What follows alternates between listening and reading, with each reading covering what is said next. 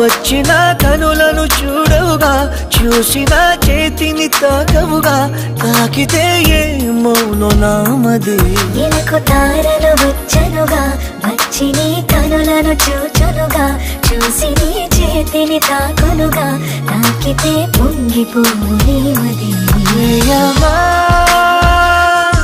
మది నీ వలన పులకించిలే